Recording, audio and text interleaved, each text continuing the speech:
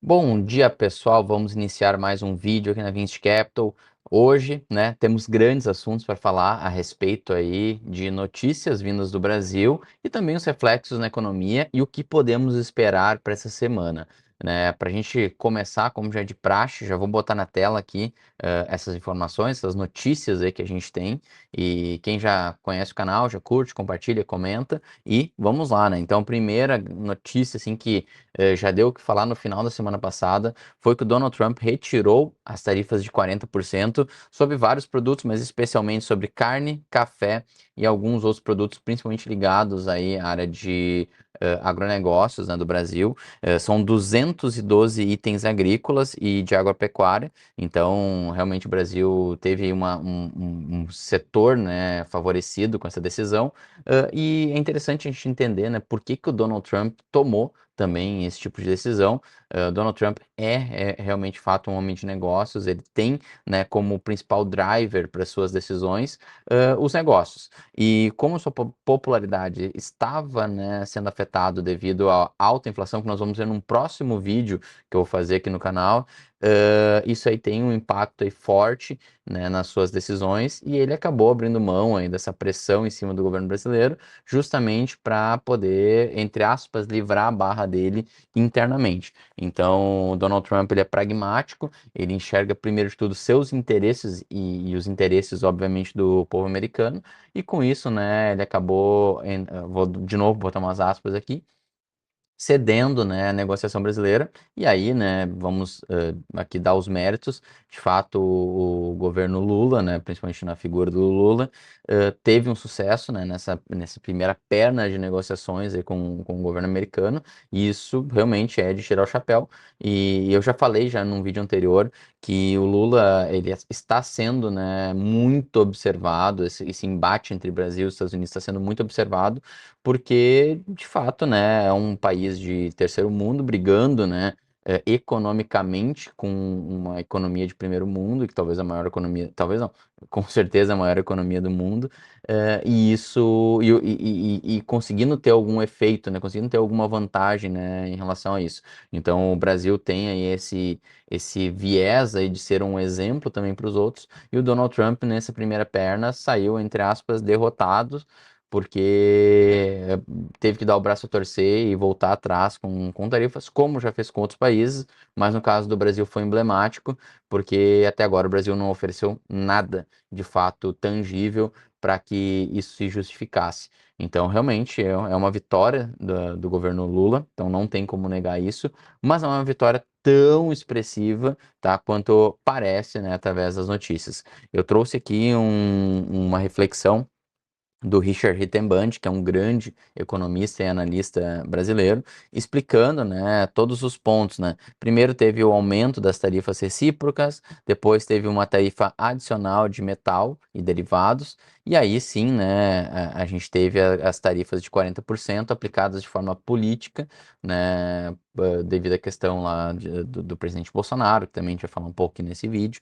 E aí, nesse caso aqui, a gente viu uma manutenção desses 40% com pequenas variações até agora. Então, agora com essas novas exceções da agricultura, teve uma queda no percentual médio, tá? E aqui o Richard Rittenband explica bem, tá? A narrativa de resolução diplomática das tarifas é prematura. A exposição estrutural do Brasil às tarifas permanece elevada, em 31,2. Estamos à frente da própria China, com riscos concentrados em setores industriais de maior valor agregado. Então, de fato, né, foram retiradas essas tarifas, mas foram em produtos específicos, os produtos mais de valor agregados, como até mesmo, né, a própria aviação e outros setores que a gente tem uma presença forte também em exportação, continuaram com as tarifas. Então, o Brasil teve sim uma vitória, mas ela foi uma vitória parcial e prematura, como o próprio Richard comenta aqui. Então, acho que isso é bem importante deixar muito bem taxado aqui. E uma resposta que houve, né, em relação a isso foi a questão da prisão do ex-presidente Bolsonaro, e já teve também já uma resposta que a gente pode dizer que é oficial do governo Trump, porque o próprio conselheiro do Trump, né, uma pessoa muito próxima a ele, que é o Jason Miller, que é uma pessoa de alto escalão, tá entre vamos dizer, 5 pessoas, entre as 5 pessoas mais influentes aí da política americana hoje, e ele deu o conselho muito, ele deu um recado muito claro pro Alexandre de Moraes e pro Lula também indiretamente, que eles vão, né, apertar o cerco. Ele citou, né, algumas frases dizendo que o que do Alexandre de Moraes está guardado e ele vai pagar pelo que ele está fazendo. Então, assim, independentemente do juízo de valor, aqui não estou aqui para isso, mas só comentando que por mais que exista, sim, um avanço do ponto de vista diplomático, uma retirada de tarifas, tudo, não é tão grande, tão expressiva quanto pode parecer. E também temos o viés político, né, que ainda está crítico, pois, né, afinal de contas, o ex-presidente Bolsonaro é um aliado do Donald Trump e ele teve agora o decreto aí da sua prisão na Polícia Federal. Então, todos esses fatores, né, demonstram que ainda existem muitas instabilidades. A gente nem está falando aqui nesse vídeo ainda do próprio Banco Master, que quebrou e tem envolvimentos, segundo, né, o que foi apurado até então, com políticos, com pessoas do judiciário. Então, realmente vai ter muita água para rolar, muita turbulência ainda chegando do ponto de vista político-econômico aqui no Brasil. E um dos efeitos que a gente já está sentindo, e esse indicador antecedente ele é importante, é um indicador do próprio governo, tá? É um indicador antecedente em relação à atividade econômica. Então, a gente consegue ver em branco a atividade econômica, sendo, né, agora, né, atividade econômica em termos de indicador antecedente, rompendo a barreira, né, do negativo, e notem que isso não acontecia desde o final de 23, então um período aí muito prolongado, se eu não me engano, são 18 ou 19 meses sem sem ter atingido essa barreira, então um período bem prolongado. E aí aqui a gente pode ver o reflexo, né, desse indicador antecedente no PIB. Tá, o PIB brasileiro num patamar aí de 2,2 atualmente, com uma perspectiva, né, futura de chegar a 1,1. Então já está em tendência de queda, já faz um bom período já. E notem que aqui, como lá no pós-pandemia, o indicador antecedente de atividade econômica disparou e logo na sequência o PIB também disparou. Depois nós tivemos um período bem longo, né, de indicador antecedente de atividade econômica também performando e o PIB, né, performando junto. Então agora essa entrada em um período recessivo do ponto de vista de atividade econômica preocupa muito, porque isso pode também puxar o PIB brasileiro para um cenário aí de recessão. E isso a gente está falando ainda de um período eleitoral, o ano que vem, né, onde a economia vai ser muito estimulada. E nisso, né, entra a questão do corte de juros, que a gente vê aí uma sequência com uma probabilidade grande de o primeiro corte de 0,25 acontecer lá, né, em 2026. E de lá para frente, né, a gente vê uma perspectiva de cortes de até 50 base points, ou seja, 0,5%, chegando, né, no final do ano num patamar de 12,25, já praticamente consolidado já há algumas semanas. Então, um corte de juros, um estímulo econômico para o ano que vem, justamente, né, em perspectiva com essa atividade econômica que finalmente começou a desacelerar depois, né, de muitos meses e trimestres aí de aperto monetário impressionante, muito forte, um dos maiores da história, onde a taxa de juros real brasileira aí chegou perto de 10%.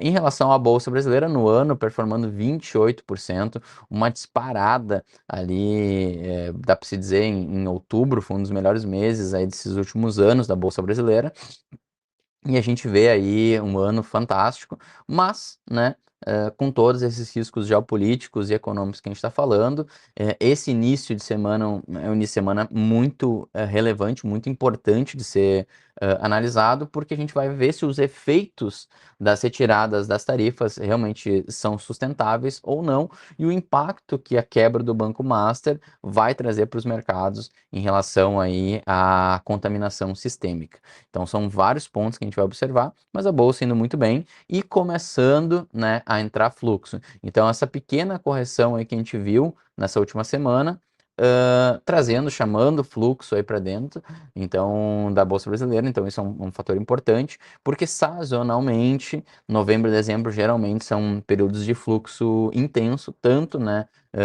do ponto de vista aí da nossa bolsa, quanto do ponto de vista da moeda também. Mesmo, né, num cenário de, esse ano de muito risco de descontinuidade de preço. Por que que eu digo que ainda está favorável para a nossa moeda?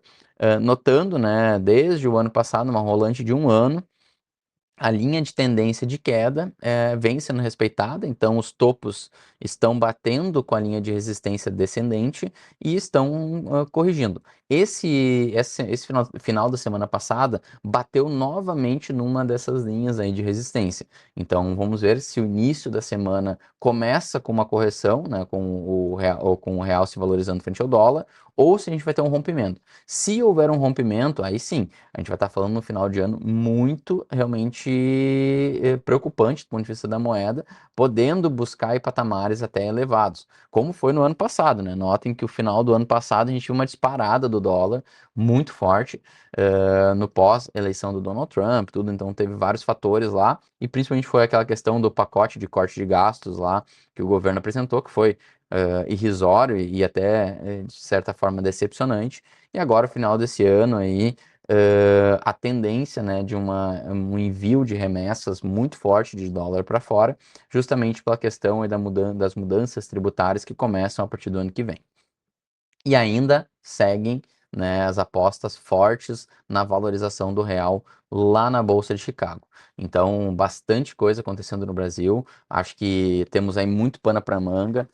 É só um início de uma semana que promete ser extremamente movimentada e com perspectivas aí bem importantes a serem avaliadas. Então, bolsa aí nas máximas históricas, dólar se desvalorizando frente ao real, ou seja, o real se valorizando.